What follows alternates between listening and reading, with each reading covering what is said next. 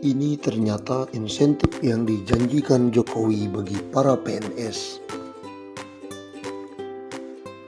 Presiden Joko Widodo atau Jokowi merencanakan adanya tambahan insentif untuk perbaikan kesejahteraan aparatur sipil negara atau ASN alias PNS, terutama yang sudah memasuki masa pensiun. Menteri Keuangan Sri Mulyani Indrawati mengatakan, fokus pertama pemerintah adalah menggencarkan reformasi pensiunan ASN TNI dan Polri, termasuk dengan ASN daerah. Untuk bisa diperbaiki dari sisi benefit atau manfaat yang diperoleh oleh ASN TNI, Polda, dan Polri, kata Sri Mulyani. Adapun yang kedua, perubahan mekanisme penggajian pensiunan PNS.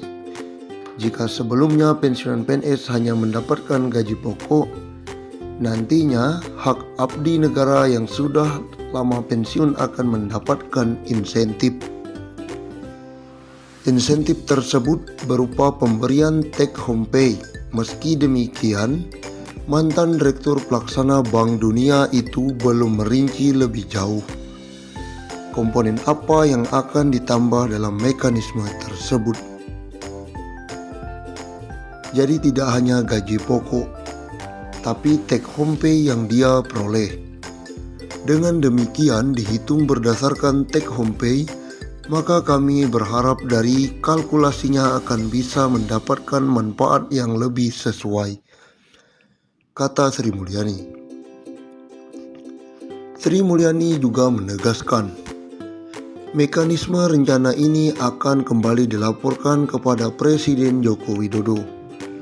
Pemerintah juga akan kembali memaparkan dampak dari kebijakan tersebut apabila diimplementasikan ke depan, karena ada implikasinya ke APBN dan APBD. Kami perlu sampaikan ke daerah termasuk di dalam rencana APBN kita ke depan, jelas Sri Mulyani.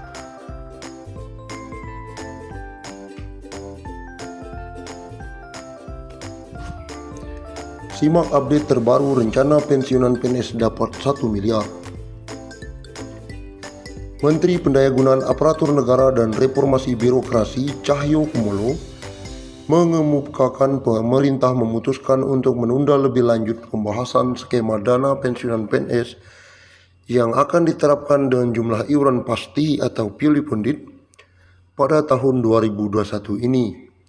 Lewat aturan ini, pensiunan PNS bisa kantongi 1 miliar rupiah. Belum ada pembahasan lagi, konsentrasi COVID dulu, kata Cahyo saat berbincang dengan CNBC Indonesia beberapa waktu lalu. Diketahui, skema dana pensiun yang diterapkan selama ini ialah dengan istilah Pay As You Go. Rencana perubahan skema pensiunan pilih pundit memang dilakukan sebagai salah satu langkah untuk memberikan uang pensiunan yang lebih besar kepada para abdi negara yang telah habis masa kerjanya. Terlebih, skema ini akan mengurangi beban anggaran pendapatan dan belanja negara. Saat ini, APBN harus mengucurkan dana sekitar 120 triliun setiap tahunnya untuk pembayaran pensiunan PNS TNI Polri yang berjumlah 3,1 juta orang. Melalui skema Pay As You Go yang masih berlangsung saat ini, dana pensiunan berasal dari hasil iuran PNS sebesar 4,75% dari gaji yang dihimpun PT Taspen, ditambah dengan kontribusi dari Kas Keuangan Negara atau APBN. Sementara itu, jika menggunakan skema pilih pundit, uang pensiunan yang diterima PNS akan lebih besar, karena iuran yang dikenakan adalah persentase dari take home pay yang berjumlah lebih besar. Skema pilih pundit selain diambil dari persentase THP, pembayarannya juga akan dibayarkan patungan antara PNS dan pemerintah sebagai pemberi kerja. Sehingga dengan skema pilih pundit ini bukan tidak mungkin pensiunan yang diterima PNS lebih besar. Bahkan catatan Kemenpan RB, pegawai Eselon 1 di kementerian bisa mendapatkan pensiunan hingga 20 juta per bulan. Sedangkan melalui skema PSU Go, pembayaran iuran PNS sangat kecil karena hanya berasal dari gaji pokok. Sehingga saat pensiunan mendapatkan tunjangan hari tua sekaligus, jumlahnya dianggap tidak mencukupi. Sebelumnya, Menpan RB periode 2016-2018 Asman Abnur sempat mengatakan salah satu negara yang bisa menjadi tolak ukur dalam melaksanakan skema pulih pundit adalah Korea Selatan.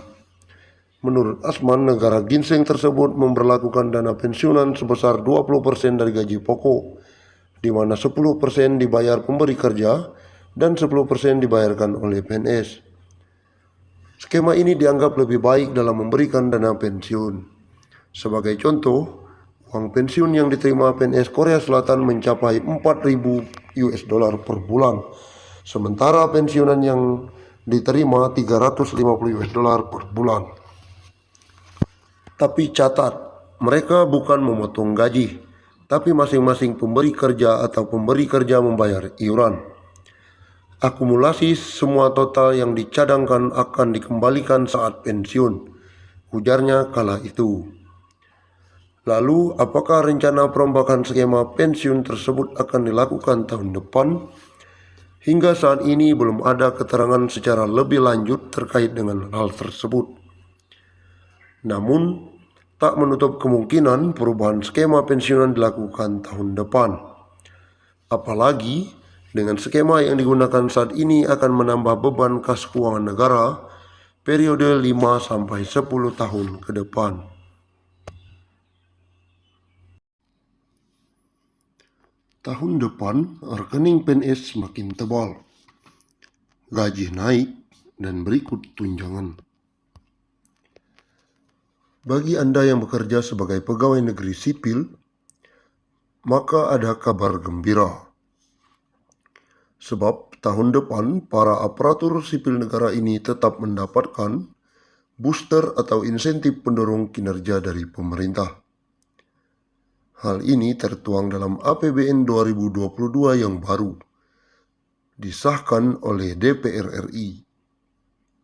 Beberapa booster diantaranya adalah tunjangan hari raya dan juga gaji ke-13 yang tidak pernah absen diberikan bahkan saat keuangan negara seret akibat pandemi COVID-19. Pemberian THR dan gaji ke-13 diharapkan dapat membantu konsumsi